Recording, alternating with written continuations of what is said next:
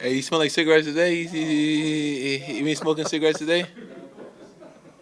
You got a team in California, man. Go to weed or something. Or take some edibles or something, man.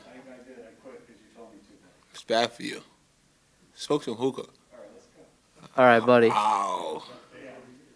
Buddy, congratulations on setting the new record in Sacramento era with the threes.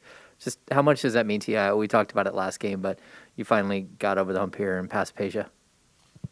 I mean, like I keep saying, like I'm very humble, very blessed.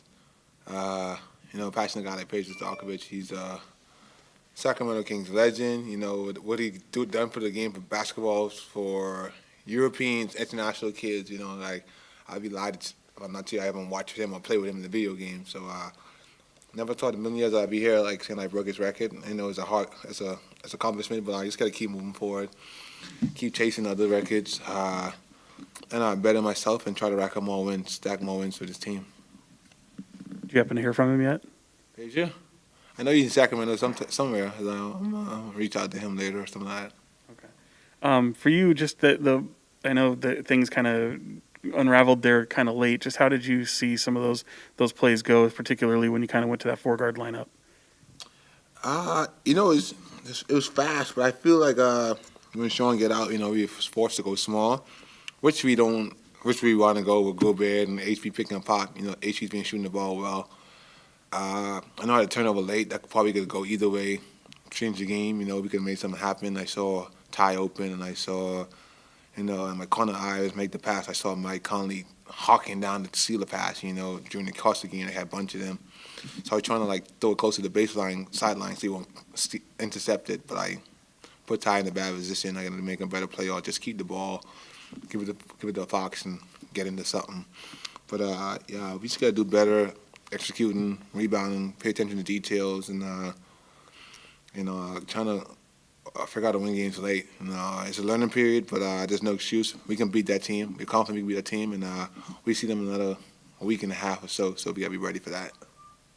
Buddy, when it comes to your shooting, I'm just curious. When you were a little guy, did you have a favorite shooter and somebody who you modeled yourself after? Shooting. It's so crazy. As a little kid, we all played a lot of games. These weird games, and I was one of those. We shoot marbles in the dirt. I don't know if you ever play that. You put the circle and you gotta aim it.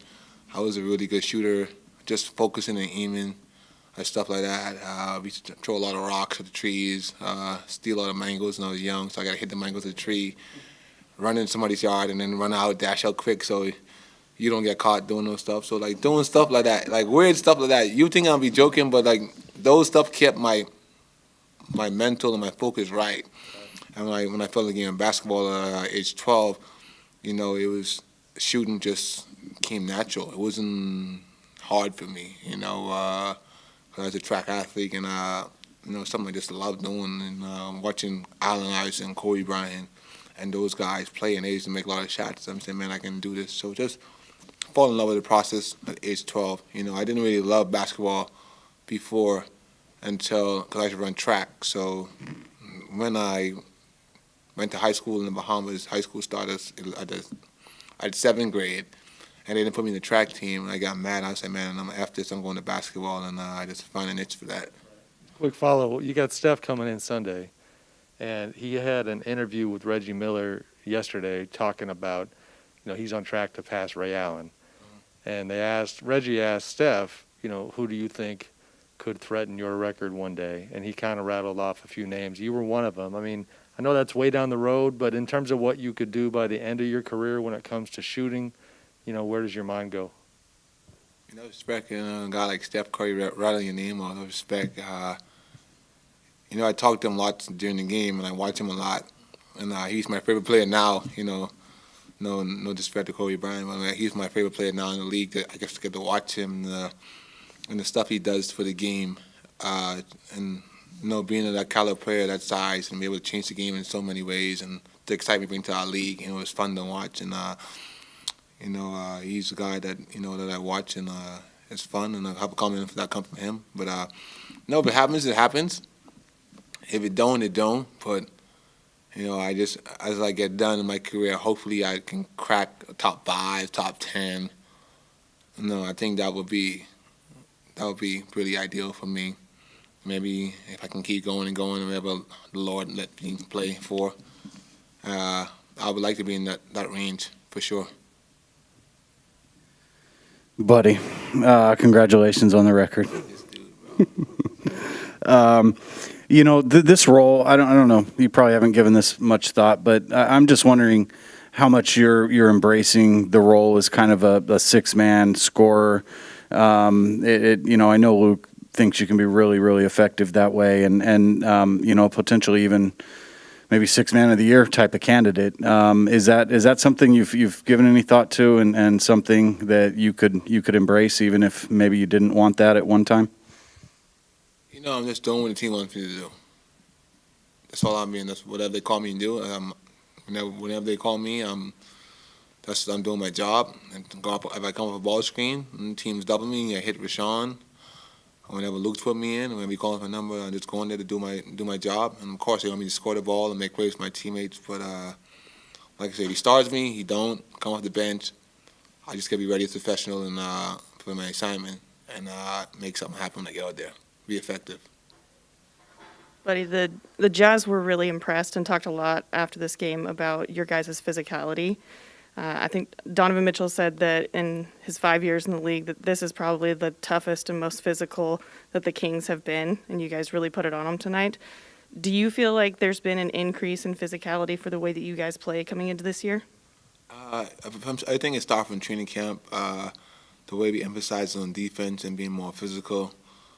And, we just got to stay locked in. And, there's only first 2 games. We got to, let's see how we go the next 10, 15 games and see how we can sustain that. We made some mental mistakes, but like I say, I feel like we can beat that team. We was tired in the last 5 minutes. Yeah, we made some mental mistakes. We didn't make shots down the stretch, but I feel that, let's see us next 15, 20 games and see where we're at. And I'll answer that question for you. Buddy, by now you've seen Davion, for months and make pretty interesting defensive plays against you guys in practice. Where did you think that one against Donovan might have stacked up from ones you've seen in practice? I think he's the best on-ball defender in the league. The way he hawks the ball is just different. The way his lateral movements, the way he closes out is just different. He's just a special gift he has, and a special knack he has. He just knows, like, he's always on time. He feel like he's never late, and he's aggressive. And I think he sets the tone for his team also. And hats off to him, man. That's another guy that changed the atmosphere for his team too. I talked about Rico earlier. He's another guy that brings a certain type of toughness that we need to this team. And everybody got to keep doing their job and keep stacking the days that we doing this job together, and we can just keep building off each other and to be a better and complete team. Yeah. Hey, buddy. First of all, congratulations about your amazing achievement. Buddy, how big is the improvement of your team?